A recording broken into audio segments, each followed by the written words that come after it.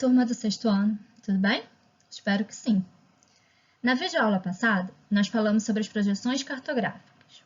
E hoje falaremos sobre as anamorfoses, representações cartográficas, escalas e legendas. Vamos lá? As anamorfoses. O que é isso? São representações do espaço geográfico de uma forma diferente do convencional. Para sua elaboração, não há necessidade de projeções cartográficas. Nelas, haverá uma certa distorção do tamanho das áreas representadas de acordo com o indicador, pois são dados quantitativos, a serem utilizados para diferenciá-la. Olha esse mapa, diferentão, né? Então, é um mapa da população mundial. Se vocês observarem, os lugares com mais população, eles são maiores do que os lugares com menos população. Por isso que ele é assim, diferentão.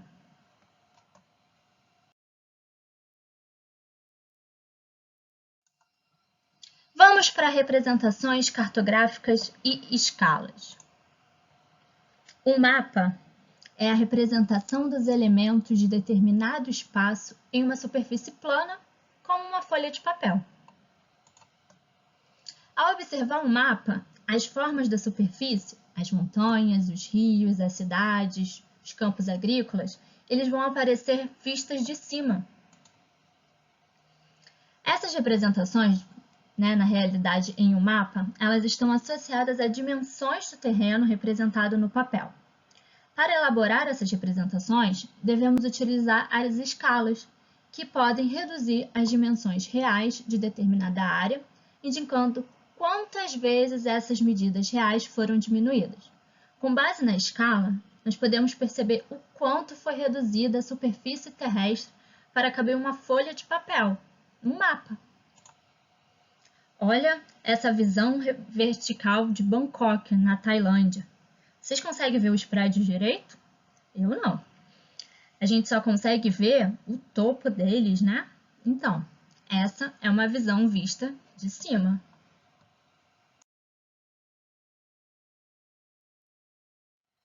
Vamos para as representações cartográficas e escalas. Por exemplo, pense numa casa e nos cômodos que ela contém. Para que tudo isso seja representado em uma folha de papel, em seu caderno, usaremos a escala 1/100, que se escreve, 1, 2.100 ou 1/100. Isso significa que tudo que for 1 na sala aparecerá reduzido 100 vezes no papel. Portanto, uma escala de 1 para 100 identifica que 1 centímetro no papel equivale a 1 metro no espaço real. Olha essa planta aqui do lado. A escala é de 1 para 100.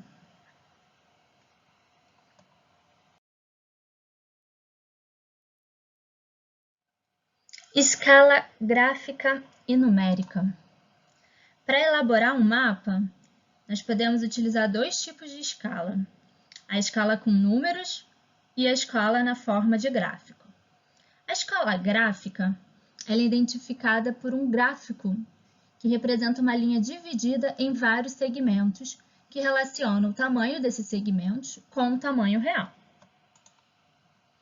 A escala gráfica do mapa, que representa o bairro de Botafogo, no Rio de Janeiro, indica que em 1 centímetro da representação temos 100 metros do terreno. Olha o mapa. Viram a escala gráfica? Aqui, ó, tá bem pequenininho. Então, 1 centímetro, se você pegar a sua régua e colocar, no mapa, a cada 1 centímetro, vamos ter 100 metros do terreno.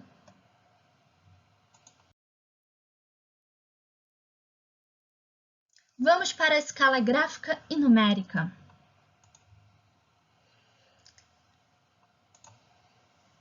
A escala numérica ela é representada por uma relação matemática, ou seja, uma razão entre a distância real e a distância representada no mapa.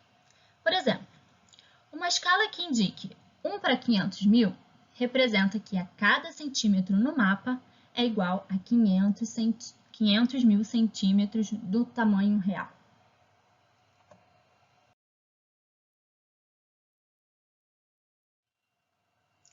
Vamos ver como que se calcula, né, as escalas numéricas? Lembrem que nas primeiras aulas nós falamos que matemática e geografia têm ligação? Vamos lá. Os elementos para o cálculo com uma escala numérica. Nós temos o D maiúsculo, que vai representar a distância real, sempre em centímetro. Temos a distância no mapa,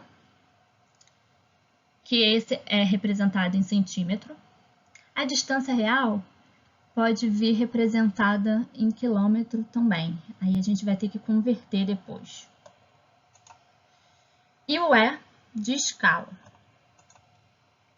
Vamos para fórmulas dessas escalas? Nós temos 3 fórmulas. A escala vai ser igual à distância real, a distância do mapa dividido pela distância real. Vamos ter outra fórmula da distância real, que vai ser igual à distância no mapa vezes a escala. E a terceira fórmula, que é a distância do mapa, vai ser igual à distância real dividido pela escala. Vamos ver um exemplo? Qual é a distância real aproximada entre São Paulo e Londrina? Sabe-se que no mapa de escala de 1 para 25 milhões, a distância entre essas cidades mede 2 centímetros em linha reta.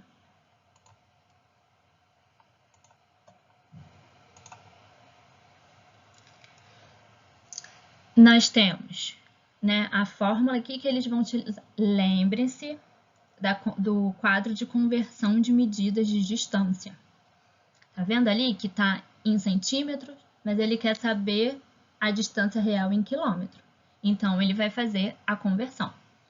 Usando uma das fórmulas, descobrimos que a distância, que é a distância real em linha reta entre São Paulo e Londrina, é de aproximadamente 500 quilômetros.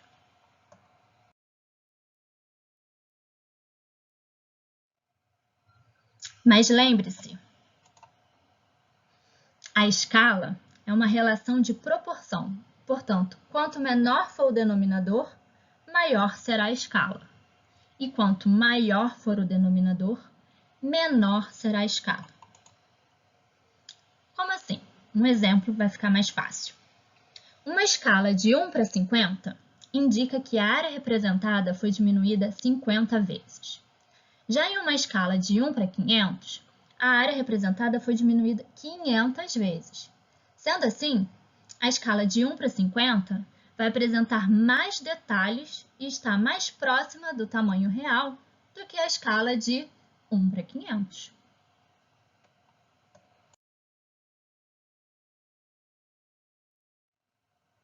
Agora vamos falar das representações cartográficas e das legendas? Para interpretar as informações contidas nos mapas, a gente precisa primeiro de uma legenda. Essa legenda ela vai mostrar, né, o que a gente quer falar nesse mapa. Depois a gente tem um conjunto de símbolos que nos ajuda a decifrar, né, cada coisa no mapa. E depois temos as cores e as linhas para diferenciar os elementos representados nesse mapa. Vamos lá?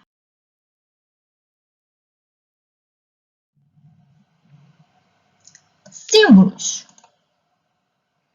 Os símbolos, eles são variados e estão inseridos nos mapas para facilitar a compreensão da representação. Normalmente, eles são padronizados por convenções cartográficas para que não haja dificuldade de interpretação.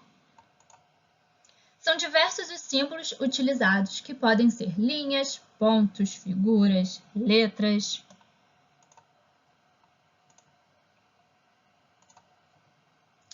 Aqui nós temos 3 exemplos. Temos os símbolos de ponto, símbolos em linhas e símbolos em áreas. Lembra-se que é convenção cartográfica. Imagina se não tivesse essa convenção.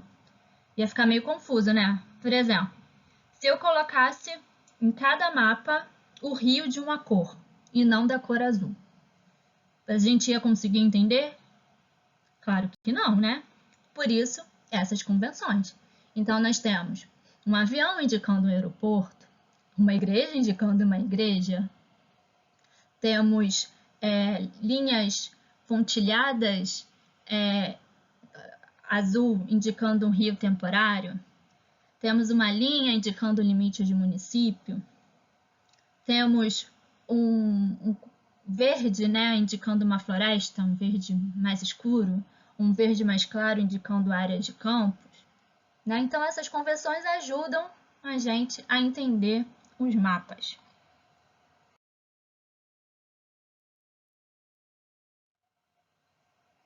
Vamos falar das cores? As cores também são utilizadas para representar e identificar elementos geográficos nos mapas. Por exemplo, por meio das cores, é possível representar as diferenças de altitude do relevo. Olha no mapa. Observem que o verde escuro, ele está lá no zero, né? Significa que a altitude dele é bem baixa. E as cores elas vão mudando de cor e vai aumentando a altitude. Então, por exemplo, o vermelho, né, mais forte, significa que é a altitude maior desse mapa. Então, essas cores vão nos ajudar a identificar as altitudes diferentes.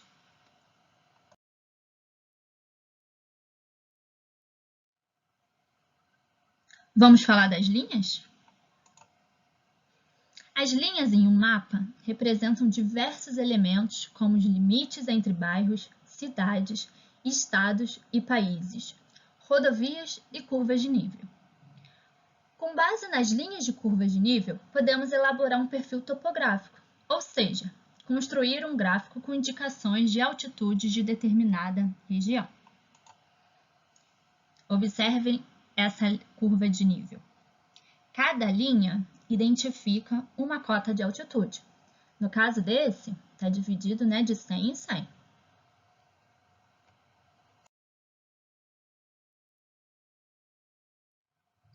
E os tipos de mapas? Existem vários tipos de mapas. Com base em uma escala e um conjunto de legendas, é possível construir diferentes tipos de mapas. No entanto, os mapas não podem representar todos os elementos de uma paisagem.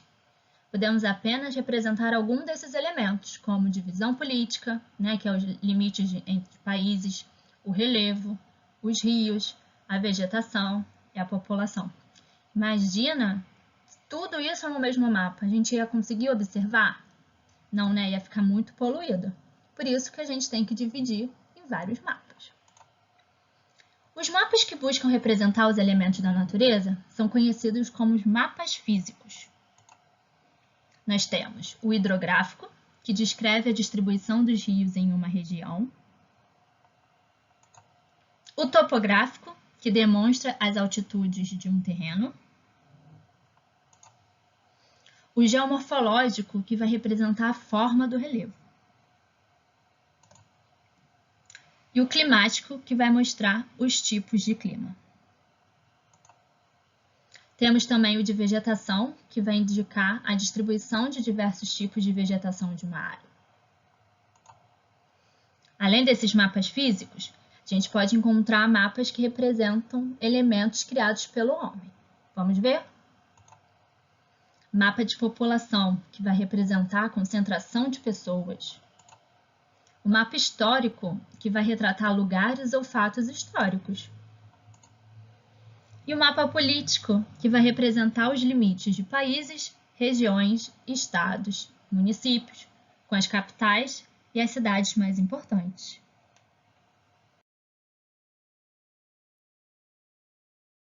Dúvidas? Se vocês tiverem dúvidas, me mandem um e-mail que está lá no primeiro slide, com nome e turma. Quero que vocês façam os exercícios, tirem foto, escaneiem, me mandem por e-mail também. Esses slides, a gente finaliza a terceira unidade. Fiquem bem e até a próxima!